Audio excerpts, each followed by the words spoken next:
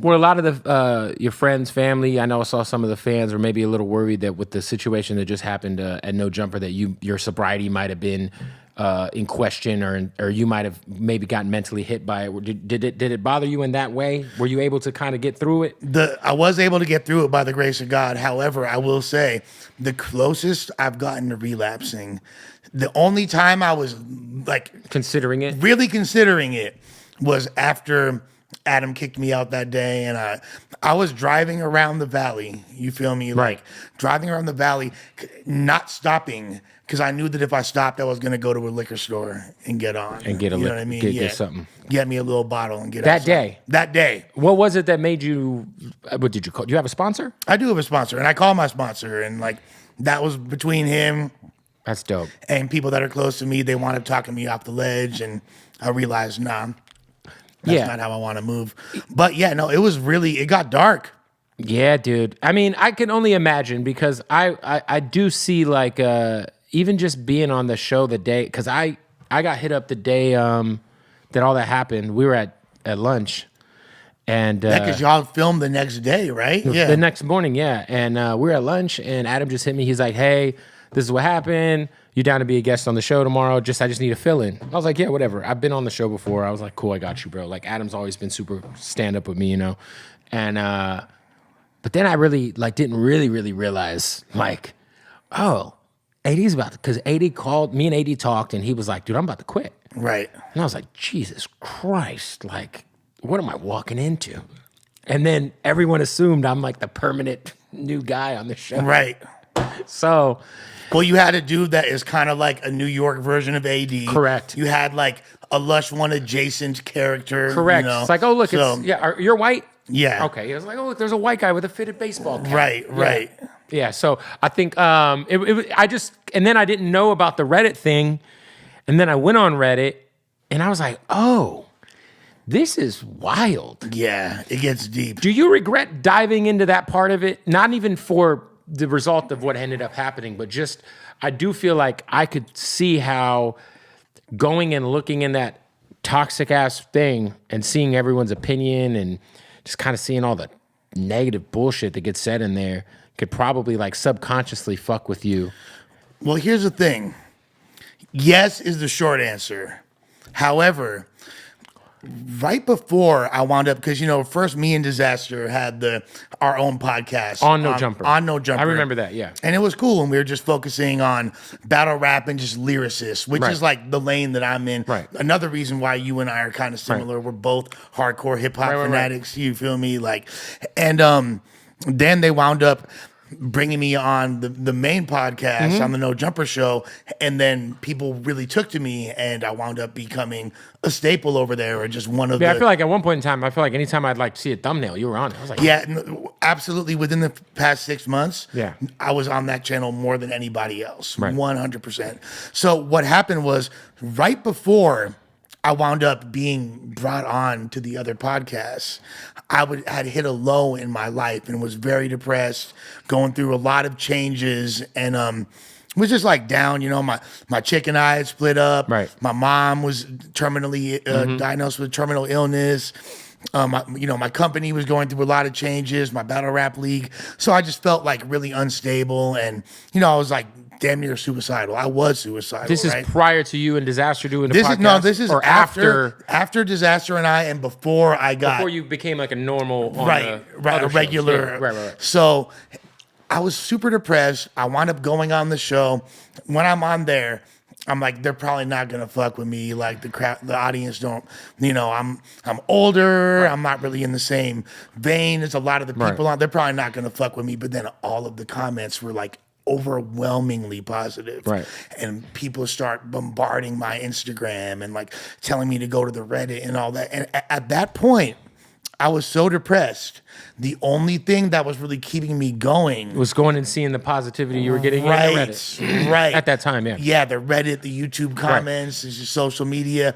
So that really, if it wasn't for that, I don't know if I would have made it through that dark period. So I'm grateful to the Reddit for that. Right. However, I should have separated myself at a certain point, but it becomes, my addict mentality.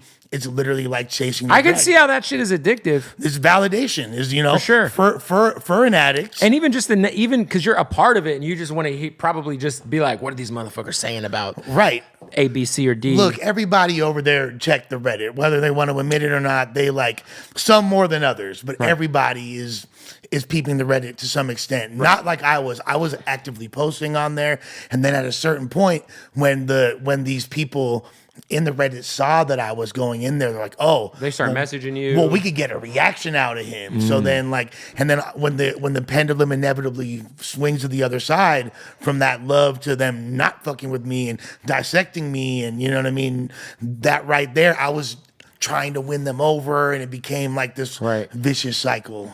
Yeah, I can only imagine, man, because I got a family, I got kids and shit. I'm like, bro, I would never want to be. I feel like the type of shit I do, I purposely don't touch certain shit because I don't want to like overexpose myself, I guess, and my kids and my girl and shit. So I even told Adam when all this shit has been going on the last few weeks, I was like, bro, you got some fucking thick skin, brother, because this shit is crazy. They would have been on your ass if you had gone over there permanently. Oh my God. But even just seeing because I know Adam had addressed whatever allegations over and over. So I'm like, yo, this shit got brought back up, and I'm like, bro. Here's the thing, and I want your opinion on this. Yeah. I genuinely believe that if Adam had not gone on that pod right when I was on there and fired me in the very unceremonious manner in which he did, a lot of that shit wouldn't have happened. I agree, and I think I might have said something to that effect on the podcast. I think you might have. Yeah, I did. I did say something like that. I was like, because I do think that moment was so viral, and it also highlighted whatever said issues that, and I even told AD this when he was on here. I was like, you were planning on leaving because there ain't no way thick-skinned ass AD I know got so mad about someone saying he has 4 jokes that he quit. Like, you was planning this shit. You know but here's the thing. AD for sure was... And I've been telling him he should leave. I told him and t-rell, like, you guys should be the fucking LA drink champs. And they got their own thing going, and it's going really well for them. Here's the thing. It kind of forced AD's hand. It did. With it being publicized. And it was also a nice opportunity. If you were planning on leaving already and those wheels were already in motion, it was a nice opportunity to kind of take advantage of the virality of the moment. And I think it was mutual. I think that Adam and No Jumper was wanting to pivot away from that, considering they already, at a certain point, is a conflict of interest when there's other podcasts with, I don't want to say regurgitating, but utilizing the same content that you are and getting more views for it. I'd assume he probably regrets firing you at the time. And like, not to say that he shouldn't have fired me, but he could have easily taken me outside. No, I think he explained it to me like, if you catch some girl cheating on you and she's at work, and you're in the next room, if you caught your girl cheating on you, you're gonna be so fucking pissed. You're fucking going in, then you're fucking up her job. Like, and I was like, yeah, I get it. If like you guys had that relationship and he truly felt like, what the fuck?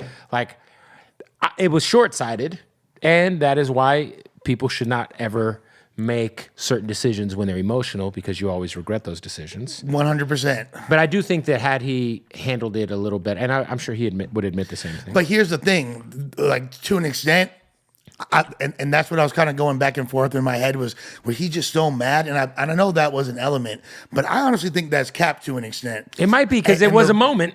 And the reason why I think that he thought that he was going to dunk on me, you feel me? And everybody was just going to be like, oh, damn, Adam just fucking marked Lush out. Right. Damn, Lush is such a snake. Fuck him. Right. And they were going to be like, yeah, Adam, you're the man. You look so cool. Because if this is something he regretted, then why did he post it not only on the... As a collab post. That's the one thing I did. The collab post is crazy. I think I said that at lunch. Because I think he said... And my boy Arza showed me, and I was like, oh, he collab posted this. So not only the No Jumper fans are going to see it, but his fans. And now it's got millions of views. 95% of the comments are on his helmet. Like, this is a dude that has stated several times, and this isn't a diss to Adam at all. because ultimately, all this aside, I do respect him, He said, everything is content. Everything is fair game, So I believe he's like, fuck it. Like, oh, firing Lush, that's one thing. Let's fire Lush on the air. And then it wound up, kind of having an adverse effect that he hadn't anticipated.